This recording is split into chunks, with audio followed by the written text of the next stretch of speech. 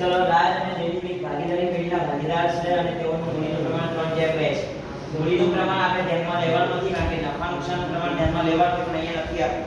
જો નફા નુકસાનનું પ્રમાણ ના આપ્યું હોય તો આપણે થિયરીમાં ઓલરેડી શીખી ગયા છે કે આપણે ભાગીદારો વચ્ચે નફો જે છે સરખા પ્રમાણમાં વહેંચીશું. બરાબર કારણ કે મૂડીનું પ્રમાણ છે. રાજને તેનું કમિશન બાદ કર્યા પછી હવે કમિશન બાદ છે એટલે આપણે બીજા સૂત્રનો ઉપયોગ કરીશું. બરાબર બીજું સૂત્ર બરાબર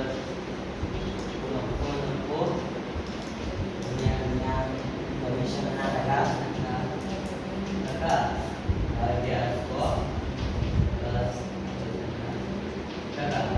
ચલો વેલ્યુ મૂકશું આપણે 54 એટલે 6000 પેઢીનો જે આપેલો છે તે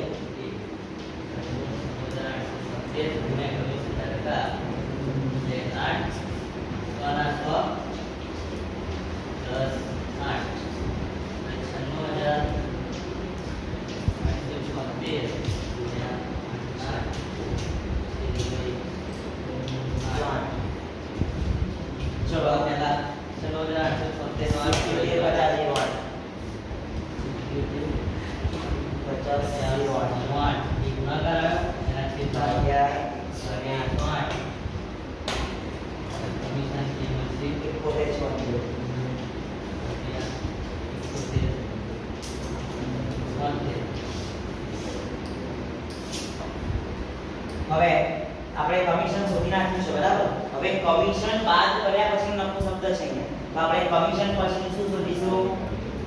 કમિશન પછીનો નફો. તો કમિશન પછીનો નફો એટલે શું કરીશું આપણે આમાં? તો પેઢીનો જે અહીંયા આપણે નફો આપેલો છે બરાબર એમાંથી કમિશન એને જેટલું મળ્યું એને શું કરીશું આપણે? બાદ કરીશું. આપણને કેટલા મળશે? 0.770 અહીંયા 700. હા 99700 આ શું મળી ગયું? કમિશન પછીનો નફો. હવે શું શોધીશું આપણે એનો? કમિશન પછીના નફા પછી આપણે એનો ભાગ શોધીશું. કોનો? રાજનો.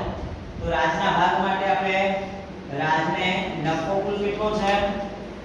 96876 સોરી 89 એનું જે કમિશન પછીનું જે મળ્યું છે એ ભાગ્યા 1/2